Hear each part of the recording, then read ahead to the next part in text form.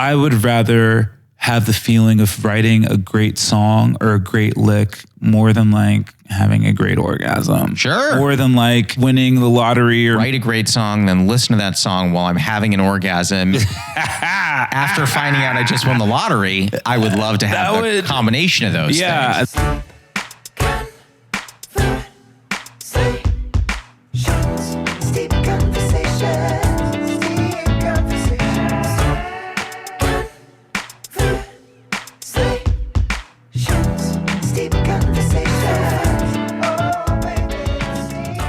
For the steepers at home, just so you know, today we are drinking Pink Grapefruit. It is by Bird and Blend. It is a green tea, so probably steep around 175 or 180 for temperature. I don't know what the brand says. They probably say 3 minutes because a lot of brands say 3 minutes on green tea. I do this for usually around 4, but between 3 and 4, I think is fine. This tea is fantastic. It has definitely lifted my mood a little bit. Well, I thought I lifted your mood. It was the tea? Okay, that's fine. That's fine. I'm not taking it personally, but I will tell you that later tonight when we're going to bed, I will turn to Jess and let her know that my feelings were hurt. You got it. Do you ever do that when you're in a relationship or hanging with someone, even if it's not super serious? My favorite thing was before going to bed, just like turning to that person and just sharing my last weird thoughts of the night. Do you ever do that? I have not done that. Okay, I haven't been in enough intimate relationships to do that. Okay. I definitely share my weird thoughts all the time. Yeah. You know, but maybe that's something I could do and just like one of the last weird thoughts of the day and just like, hey, so I know you're going to have a lovely sleep, hopefully, but before you do, think about this because this is what I'm thinking about. Yeah, before you do, like, do you ever think ostriches are jealous that they don't fly in the sky? I don't know. I don't know. Maybe. Well, I don't know, man. By the size of their legs, I feel like they might see the other legs of the rest of the birds and be like, you know what? I'm glad that I'm like 4 feet tall, you know? Yeah, I'm glad about that. Even though I'm only 5'10", when you walked in here, I was just like, oh, I'm jealous. Well, you know what it is? It's a pair of shoes. You know, they give me like an extra 1.5 inches. And I don't, you know, I'm already tall, so I don't buy shoes to give me the extra 1.5 inches. You don't need it. I don't need it. But every once in a while when I do, I'm like, you know what? I'm glad I'm wearing these boots today. You look good. You know? So yeah, a little extra height. It is funny what you said earlier where you were like, I haven't been in enough intimate relationships. I was in a more serious relationship when I was much younger. I think it ended around like 21, 22. And then I kind of did this vague kind of lost at sea sort of thing where like I thought a couple people might be the thing and then it wasn't the thing, but I wasn't. But it was never super duper serious. Yeah. I don't know if I'm explaining this very well. No, I hear you. But it like wasn't super duper serious. And then I think with Jess, it was the right time and the right person. Yeah, no, I think when I met this current girl that I'm seeing, I definitely think it was kind of the right time. And I definitely think it is kind of the right person. Like we've both been kind of waiting for a relationship that feels truly reciprocative. Yeah. And I'm like, all right, it feels like we might be like 50-50 in this thing. Like, let's see how it goes. Go after something you want. And if you don't like it, then guess what? Bye-bye. There are more fish in the sea. There's shrimp too. Yeah. You know what I'm saying? Like, go figure it out. I literally had some shrimp last night. Hey, there you go. Scampi or what? No, I was not expecting such a specific point in scampi. I do love shrimp scampi. No, we had yellow coconut curry with shrimp in it. Oh man, now you make my mouth water. It's so good. Okay. Listen, we'll have you over. Okay. And we'll make dinner for you. Let's you don't live far. Oh, I live like 5 minutes away. The last thing I was going to say, because I don't want to blow up this woman's spot at all that you're currently exploring whatever it is with. Does she live in, I'm going to say like a 30-minute radius of where you live? Yes. Okay. I think that is massive. Oh, 100%. In Los Angeles. 100%. Like she's on the brink of where I would go to. Yeah. You're like, if you were Thai Town, I probably couldn't be seeing it's way too far. Like if you were like more central LA, which potentially is closer sometimes it's further. Yeah, like she's in the valley and I forgive her for that. No, but not deep. Not too deep. Like if she was in Burbank, I'd be like, okay, boo. No, you'd be like, it was so good meeting you. It was so good to meet you. Yeah. She's in the perfect spot where it's like, you know, no traffic, 25 minutes, a little bit of traffic, maybe 35. So that I can handle. Yeah. But how does that contrast? So you started in Florida. How long were you in Florida? I think you said around Tampa. I don't know if it was Tampa the whole time. Yeah. So, I mean, basically my life has been broken up pretty evenly. 18 years in Tampa. Love it. 4 years in Miami, 4 years in New York, now 6.5 years in LA. Can I ask a really unfair question? Do it. Do you see your future here? Is this where it is? As long as I'm doing entertainment, trying to be beautiful for you guys and You're sound a very great. handsome guy. Thank you. Yeah. I can see myself in LA doing it, you know? I think if I had a career change, I could easily move away from Southern California. I don't feel like going back to Florida right now, whole lots of reasons. And I definitely think that I would want to, you know, stay closer to family, you know, so depending on where my brother ends up, where my mom ends up, it would be nice to be able to live closer to them. Having said all that, if I stay with entertainment, yeah, I could see myself in LA for a little while. Okay. Yeah. Okay. You did Tampa, then you did Miami. I'm guessing Miami was college. Yeah. Okay. So you were there. What took you from Miami to New York? So my aunt lives in New York. I always grew up going and visiting, and New York has always been a second home. I just love the city. I've been addicted to it since I was a kid. Sure. And so I was just like, always like, oh, I want to live in New York. And I graduated college and I'm like, I don't want to be a broadcast journalist. I want to be an artist. You don't want to be a broadcast journalist. Every kid's dream. Every kid's dream. They were like, oh, if you want to be a broadcast journalist, go to Missoula, Montana and go get I was like, I am not doing any sort of starting job. And so I moved to New York to discover myself. You know, I self and found myself. How did it work out for you? You found yourself? I did. I found myself pretty quickly. Oh. I'm not going to lie. I was a singer-songwriter in college. That's when I started. And then I moved to New York and I really fell in love with the blues. And for like that first like couple months, all I listened to was blues and oldies. And I just like decided, I'm like, hey, like these are the songs I want to sing. Like my life has been really good. I've never thought about a meal. I've never thought that I'd ever go broke, but I've experienced a shit ton of heartache. Yeah. I'm like, the blues fits me. Like, you know, like write sad songs that make people feel better. Okay. So I happen to love the blues. Great. So I studied jazz guitar for 15 years. Cool. And when I got to school, I went to school in St. Louis, every kid's dream. And no, I loved it. I went to WashU. It was great. When I So went did there, my mom. Wait, what? Yeah. Your mom went to WashU? Yeah. Oh my God, did we go the same time? We don't know. Listen, I think that, I don't know what age it's going to be for me, but I don't think I'm going to age well. So I think at a certain age, maybe it's like 45 or 50, all of a sudden I'm going to look like I'm 80. And at that point, I don't know how old your mother is, but she might look younger than me. She might look, you know, I mean, she still looks like she's around 45. I think the secret is oils, like certain face oils and stuff like that. Okay. Like I have a jojoba oil, as well as there's this other company. I don't know if I'm allowed to name drop them. I don't care. Go. We can bleep it if you don't want it. Maelove. They have this oil. It's called Precious Face Oil. I'm telling you, works wonders. Works wonders. Makes you feel fantastic and like just so smooth.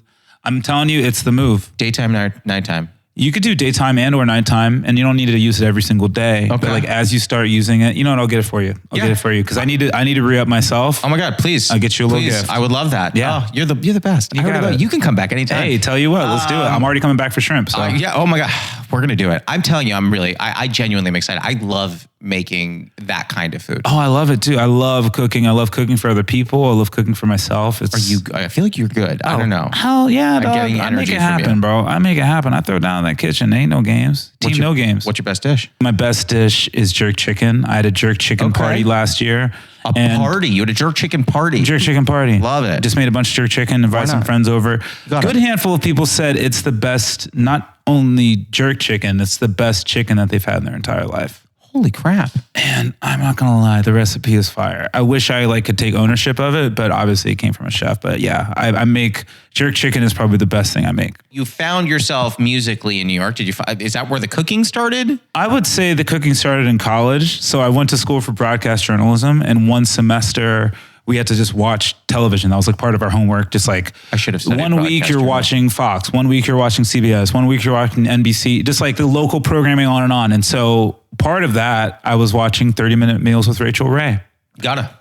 And so that's where I kind of like got spurred on to cook. And then from there, it just kept on going and evolving. And then once you have a little bit more dominion and a little bit more like, you know, your own place and stuff, you just keep going. So you're in New York, you found the blues. Now, when I was playing music in New York, I was playing smaller places, but like my favorite place to play, and I played there more than any other place in New York, was the Bitter End. That's where I played a lot. I have to guess you played there. Yeah. Where were the places when you started finding that blues was your calling? Where were you playing? So my first like long-term gig was this bar called No Fun, Lower East Side. I don't know if I know it. Yeah. No Fun Bar was all fun.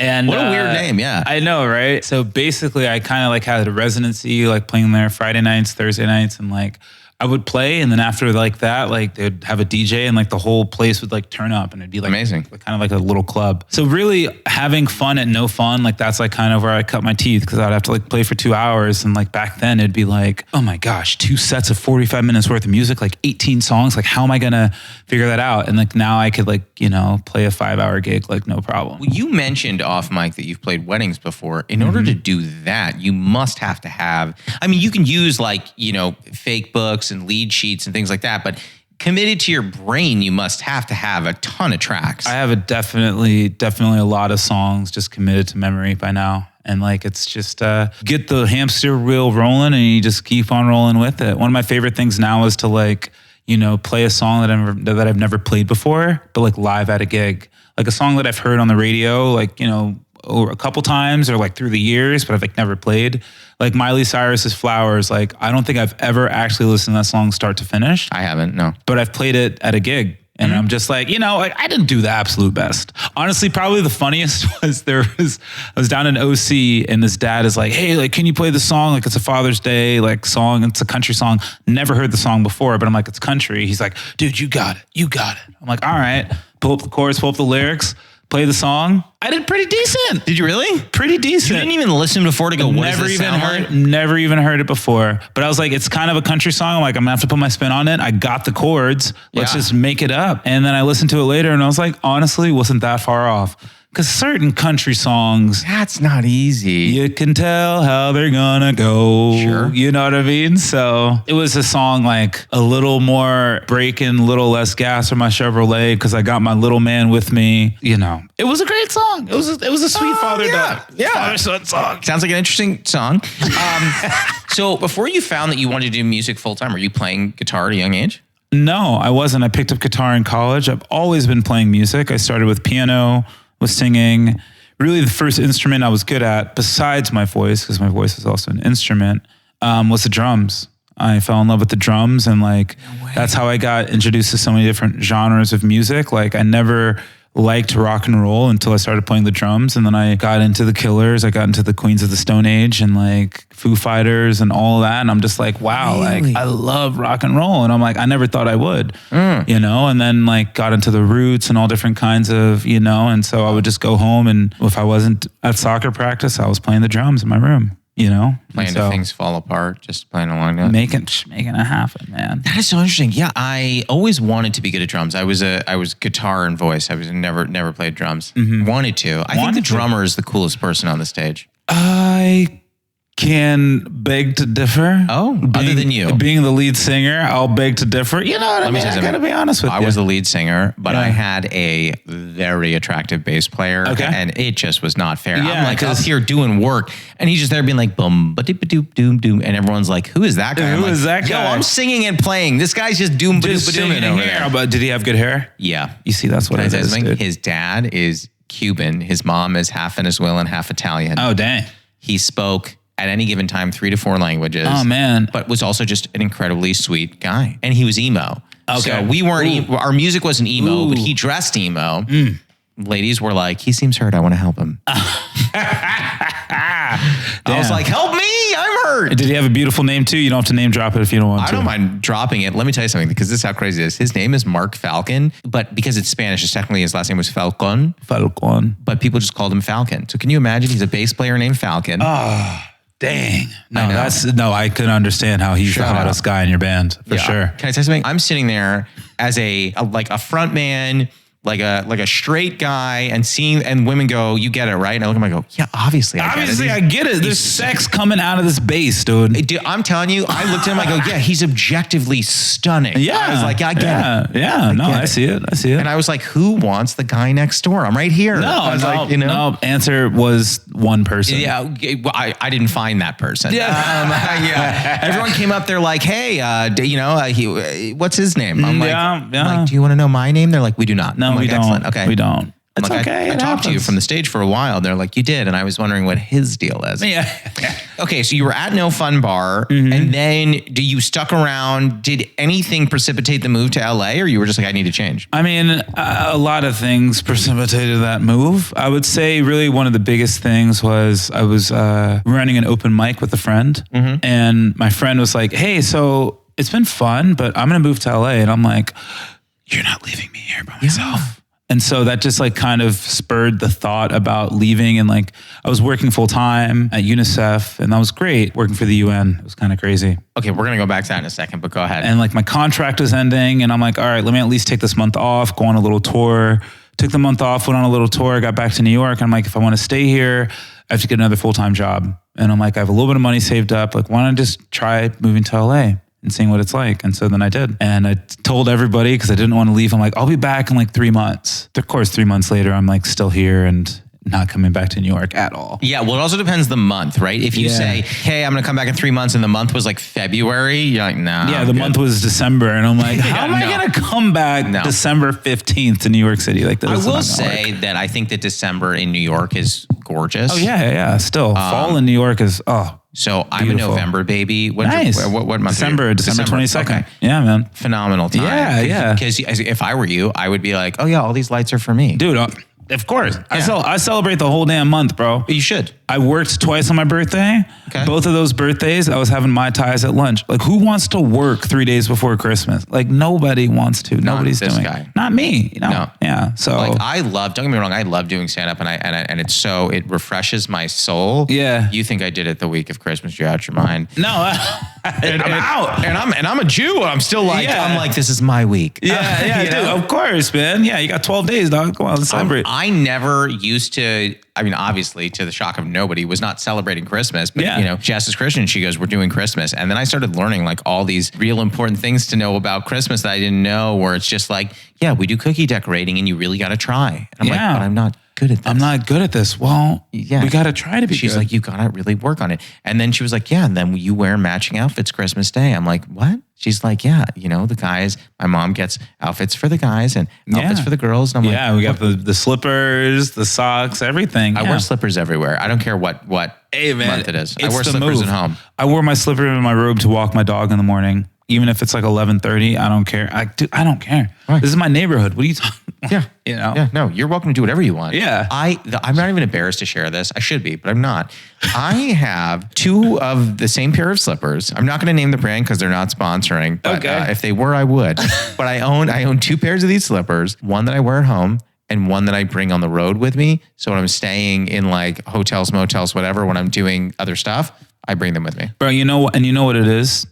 The people who don't understand that, they don't wear slippers enough. I don't understand why people don't. They don't. I mean, dude, it's like, it's something that people should have on deck for when one gets a little bit old or my dog comes up and chews up the back. You have another one ready to go. It's one of the best gifts you can give to somebody. It's like, hey, I want you to be comfortable.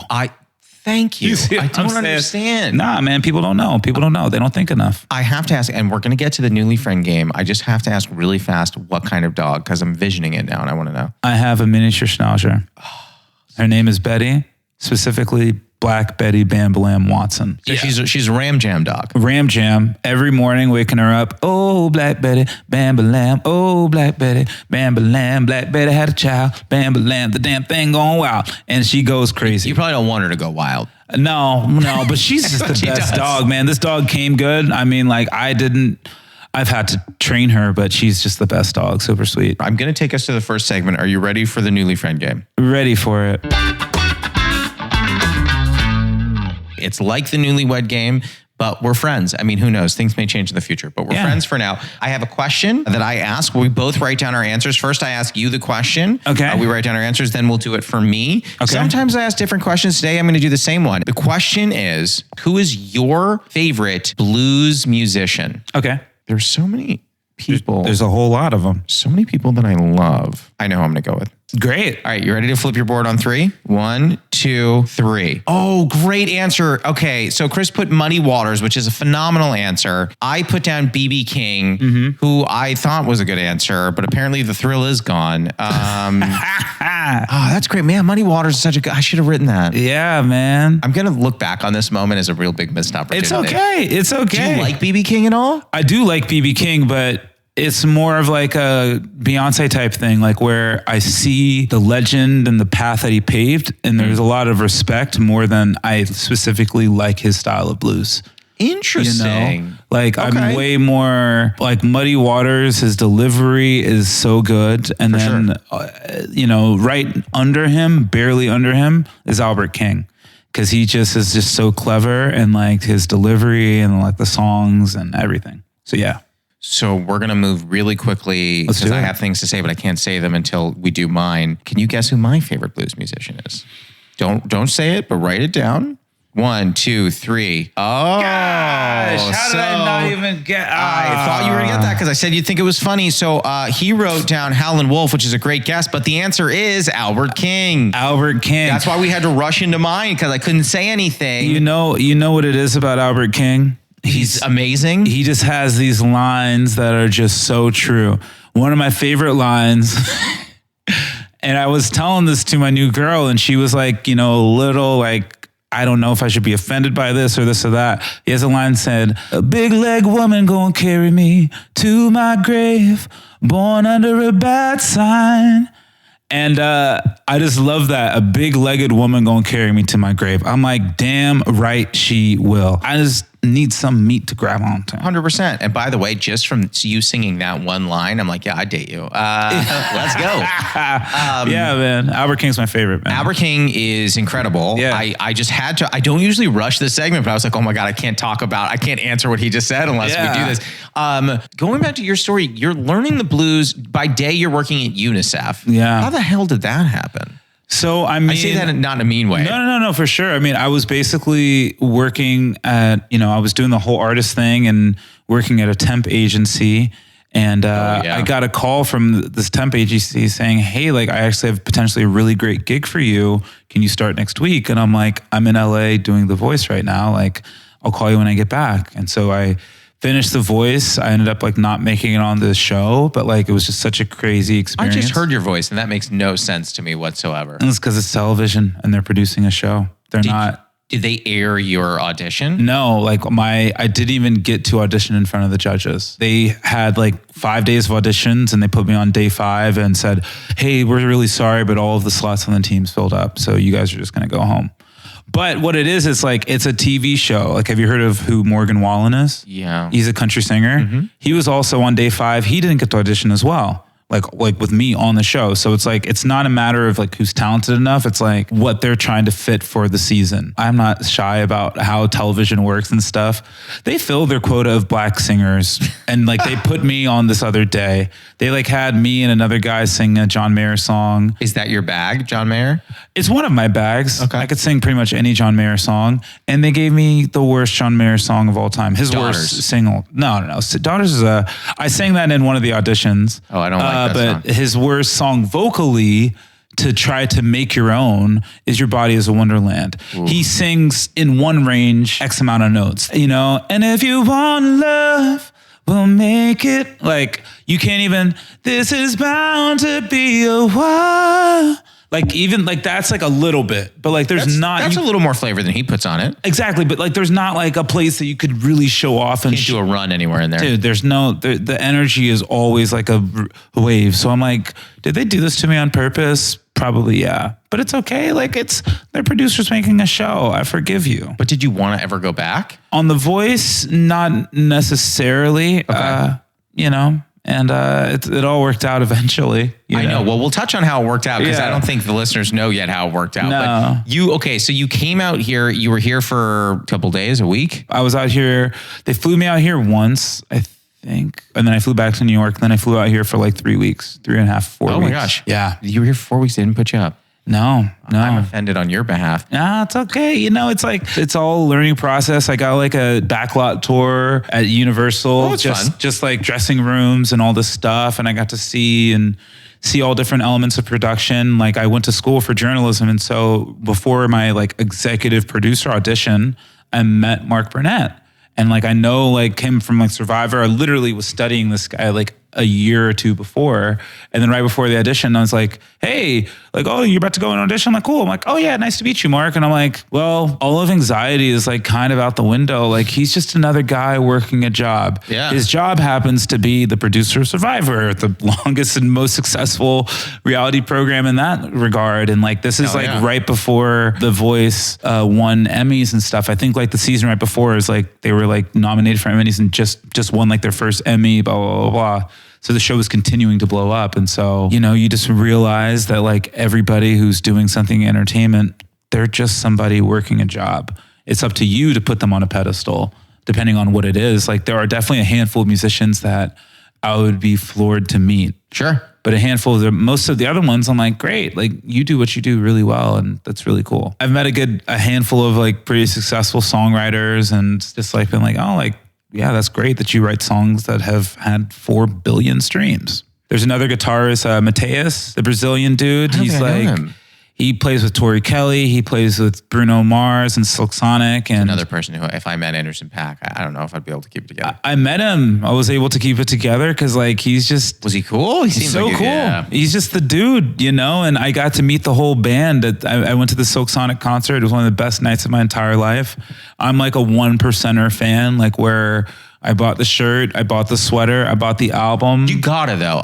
If you're into it, make it a thing. Make it a whole thing. And so like I went to the concert, luckily it was at the after party. I walk in and the producer D Mile is there and he's also Haitian. I'm like, yo D, what's up? And he's like, hey, what's up, bro? Like obviously he has no idea who I am, but I just chat him up and I'm just real respectful about it. And you know, I mean, there's like, you know, if I met Bruno, I would, you know, be a little floored as well, but I would still just be like, oh, what's up? You know, like, you know, you're just a cool dude. You know what's crazy is that I will bet, and I'm sure that you might not register it, that after you perform and people come up to you and say good set, some people might be feeling that about you. Do you ever think about that? Oh, 100%. That you're that person for other people. Oh, definitely. That happens. And it has happened. And it's like, oh, I can't believe I'm taking a photo. You know, no, it has happened. I still don't, you know, think too much of it just because like, you know, I think like, you know, the art is an extension of me. I genuinely care about everybody that I meet. I know that a handful of people are not like that. You know, some people just want to treat things as transactional, but I'm like,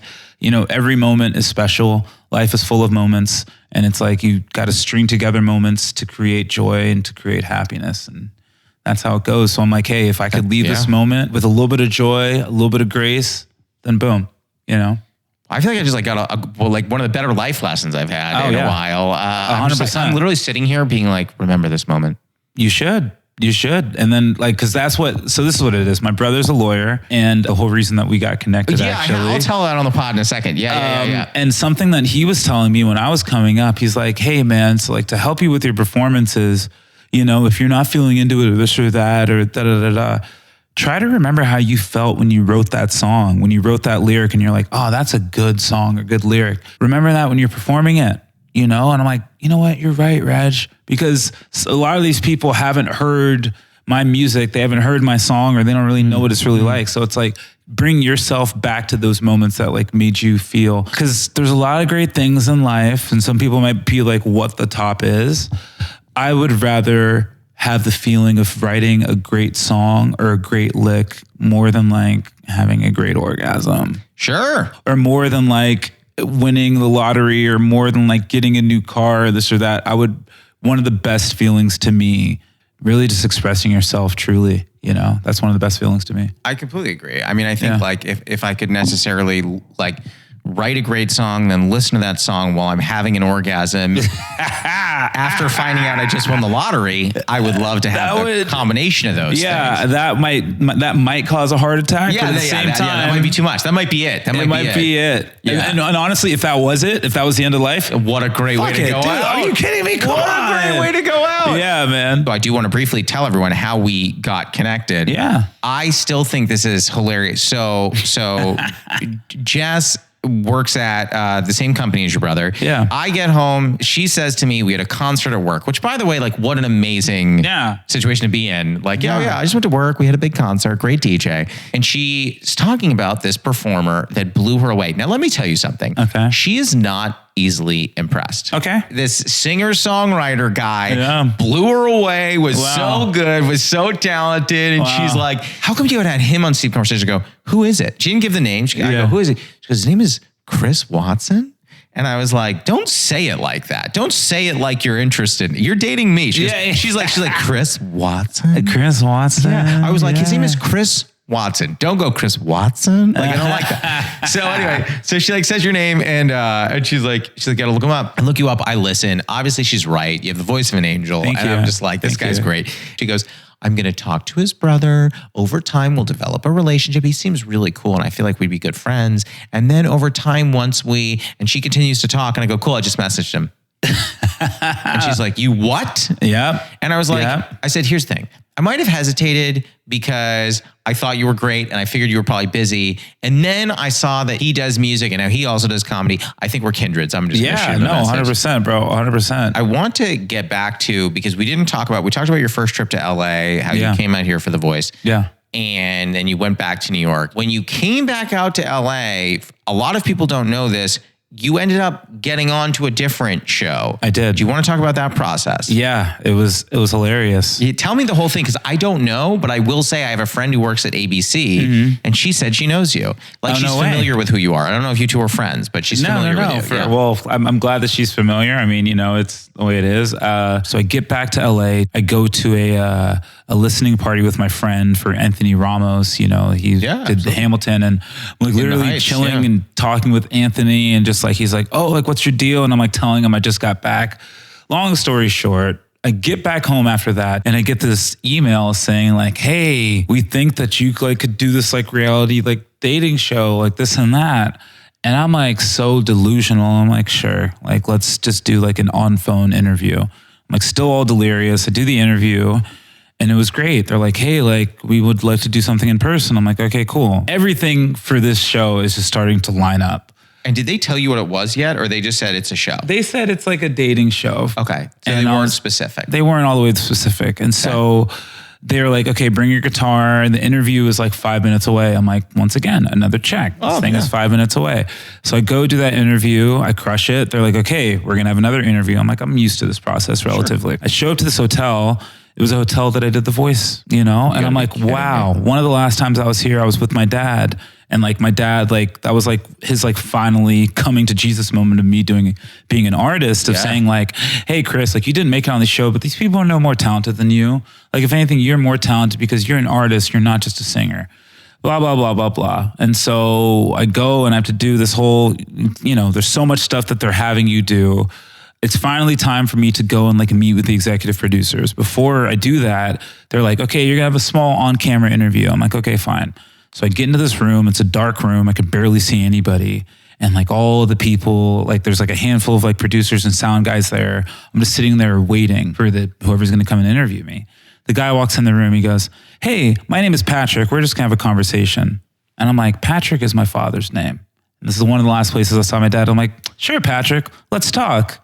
We just talk and everything was super chill. I go into that. After that, I go into the executive audition and like all the producers are there and they're just like basically kind of asking like, would you be like nervous to like perform on television, like this and that? And I'm like, dude, no. I like work with people's kids. Like literally like people hand me the most precious part of their life, little children. They're like, dance with the kids, throw the kids around, have fun. So yeah. That's kind of how I fell into the show. And, I crushed that interview. It was one of the best, if not the best interviews and auditions I've ever had. And I just like, after that, I like got home and I'm like, if I don't do this show, then like there's something wrong with them because like, I don't understand how they wouldn't want me. Like it just was perfect. 2019 as well as like was the first year that I opened up and was like, you know what? I'm ready to start dating again. Let's put my heart out there. Cause for so long I was like, if I can avoid emotional heartbreak and heartache, I'm just going to do it because life is easier and I'm going to avoid it.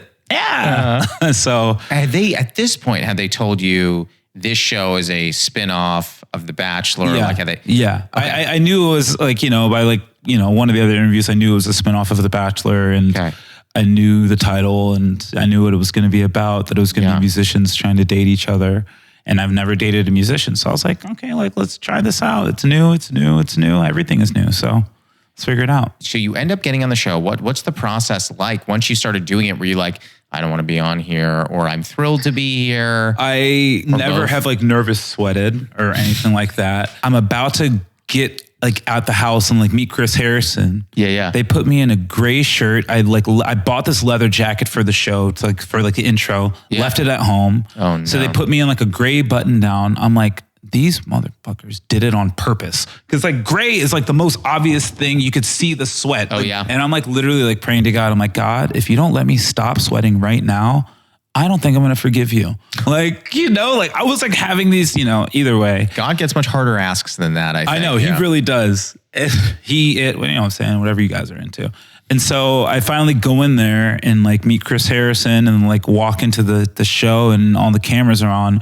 And I swear it's like an earthquake. That was like the most nerve-wracking moment of my entire life, of just like walking in there and like, there are people behind the camera saying like, go this way, cause like you're just like walking in there, and it's like all of a sudden it's just like, hey, you're here and you're on. And I'm like meeting all these people, and I'm like, I'm telling you, I could not get a drink fast enough just to like try to like calm the nerves. It was unbelievable. That first night was just memorable in all kinds of ways. The craziest experience of my entire life, hands down. Now, fast forwarding, so you go through the show. Yeah. Please correct me if I'm wrong. It went pretty well for you. It went pretty well for me. I ended up winning the show. Yep. And one of the questions that they had like previously was like, so like if you like got like knocked off the show early, like how would that make you feel? I'm like, well, that's not gonna happen. There's no way I'm gonna like make it onto the show and like get knocked off early. Like this is not gonna happen. And then sure enough, I ended up winning the show and finishing it, What happens at that point? You win, then what?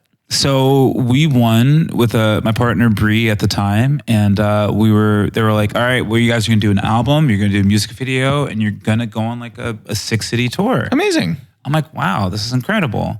And the pandemic shuts everything down. No. We wrapped filming February 12th. The shutdown was March 13th. So I did not know that. Yeah. One of the other things is like you don't have communication when you're on the show. So we were in a hotel like right before we went on. And like one of the things I see is like Trump this, something else with that. Oh, and like there's like also like this like new virus like starting to come out. And I was like, oh, well, I don't know. I feel like kind of bad about this new virus coming out. And then I like don't have any communication for a couple of days. And all of a sudden I'm in LAX. I see people with face masks. I'm like, so this virus hasn't gone anywhere. Maybe it's actually coming here. And then, on and on and on. I wasn't able to tell people what I was doing, where I was for the last month, because I just went cold on communication, so. Oh my Lord. Yeah. I can't believe that.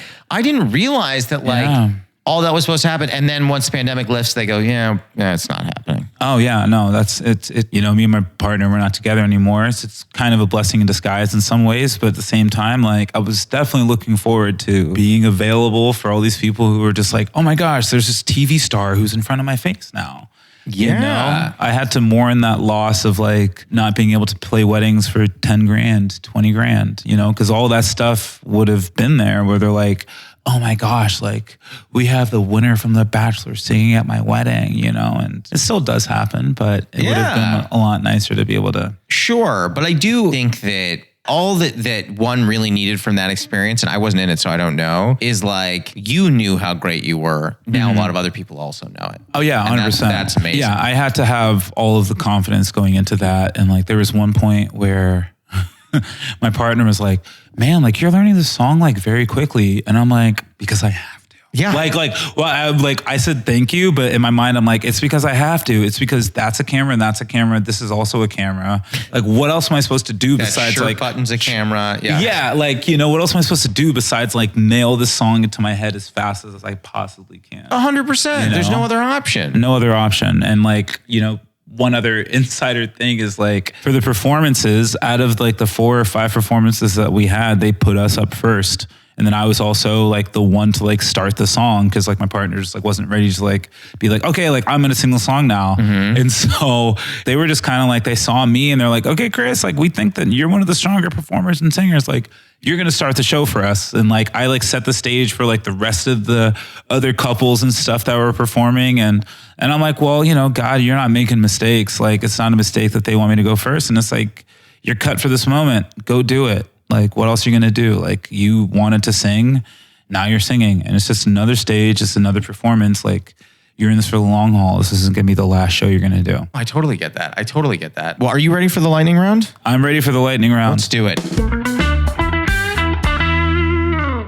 I like to keep it on an index card. It makes me feel like a late night talk show host. Great. There are 5 questions. They're fast questions. They don't have to be fast answers. So feel free to take your time. You got it. Question 1, what is a favorite ritual of yours? So like mine is brewing tea. Probably praying. Okay. Probably praying and just like being very grateful for what I have. I've experienced a lot of heartache, a lot of emotional loss and trauma. And so I think sometimes when I pray, I'm able to just hold on to what is true.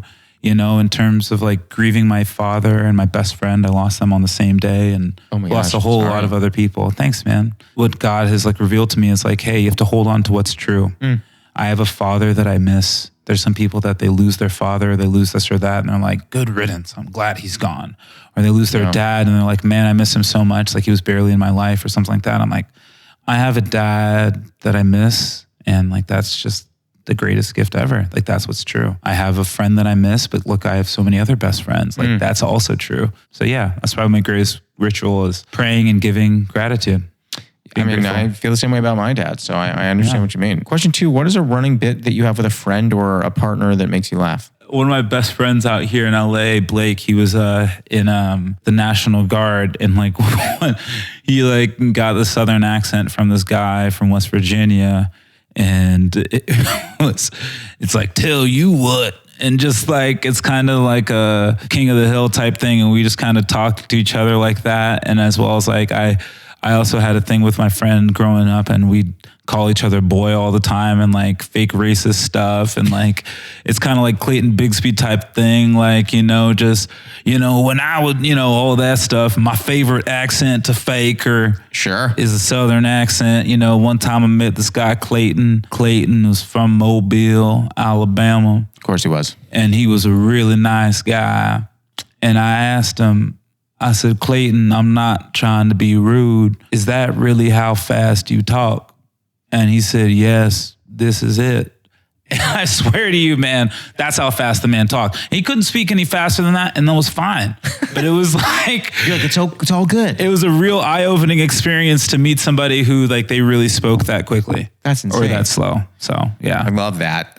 Can you do an impression of one or both of your parents? I guess I definitely do an impression of my dad all the time. Like, hey, Patrick Watson, nice to meet you. I used to pick up the phone and they'd be like, oh, Dr. Watson. I'd be like, no, this is his son. You sound just like him. I'm like, I don't see it or hear it, but you know. I remember when my voice dropped because I used to answer the phone and I'd be like, hello, you know? Yeah. And then just one day I was like, hi. And they're like, oh, hi, Lee. That was my dad's name. And I was like, no, it's Josh. And they're like, are you sure? Are you sure? Are you just trying to get out of this? And it's like, no. I was like, this is definitely him. Have you ever experienced imposter syndrome? And if so, is there a moment that really resonates for you? You know, one time I was like playing a gig and I was playing keys and I like, you know, really considered myself like not to be like a keys player. Sure. But they needed one for the night. And I was doing it. And then after I was just like, man, I don't know. Like I felt like I went solidly enough. And then they just like really thanked me for like being able to do that. And we're like, you like really don't understand, but like you really like pulled us together for us. And essentially I was like, you know what that sign is? It's like, hey, continue to practice the piano because you never know like when you're going to need to play it. It was for my church. And they were like, hey, like, so like you like play in the band? Like, can you play in the band? And I'm like, yeah, like I sing, I play guitar and I play the drums. They're like, okay, cool. Anything else? I'm like, I like kind of play piano. They're like, okay, great. Like audition with piano. And so that was just like kind of the sign, like keep playing piano. And then, you know, it just keeps on going. And, you know, another year or two down the road, I'm like on this TV show and they're like, hey, so like, we need like some time fillers. Like, hey, like, do you guys like want to go and like, just like sing a solo song, like on piano? Like Chris, you go first, Ryan, you go next. And then like literally like on the show, I'm like basically like the background music. In certain transitions, they like have me like on piano, just like playing this, and like they edited it in, and like, you know, essentially the way they cut me is like I'm like the musician who just really cares about music and love, which is and was true. I was gonna say that does appear in the time that we've gotten to know each other. That seems true to me. Yeah, I care about music, and I was trying to find somebody. There you go. So, final question for you. And I usually ask, what is your favorite tea or comfort? But I know you drink a lot of tea. I do. So what is your favorite tea? My favorite tea has to be the Savior Throat Coat. Really? Yeah, man. Okay. There's been a good handful of situations where it's like potentially psychological, then potentially also just what the tea can give you, where I'm like, I need a throat coat. I used to use throat coat, and I would, and I do not recommend this to up and coming musicians, but when we would tour, I used to use Fisherman's Friend.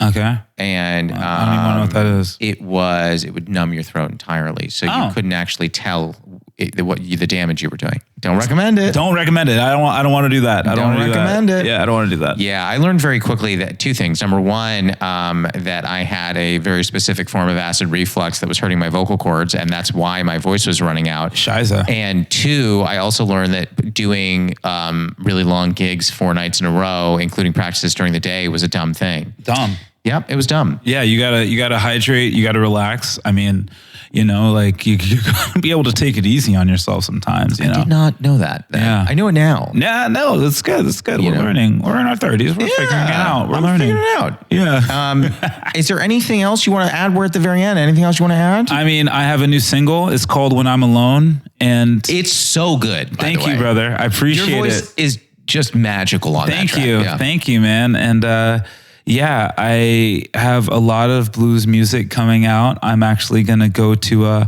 Muscle Shoals, Alabama in a couple months and finish my album. Are you serious? Yeah, yeah.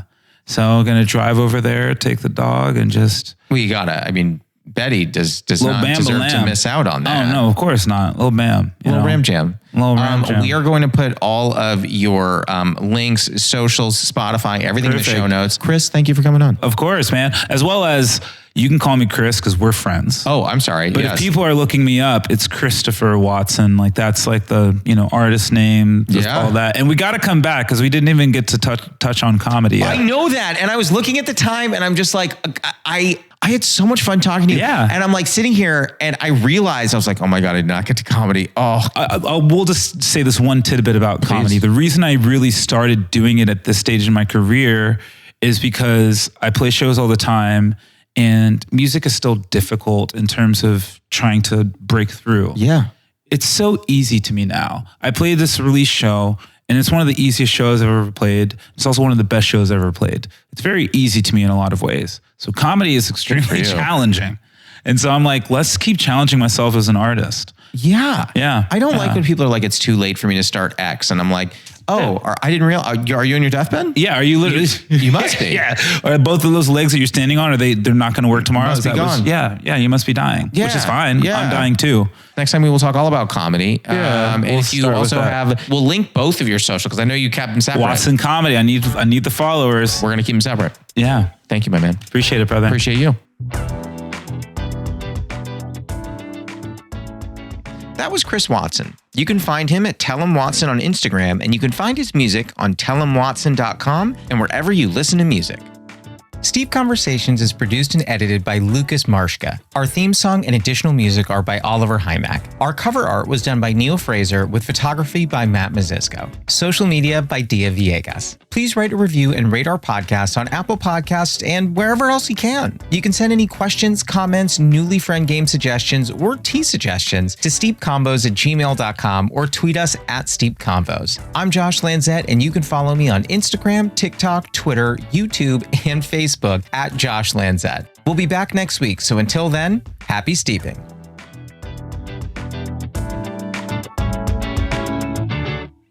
I have a miniature schnauzer.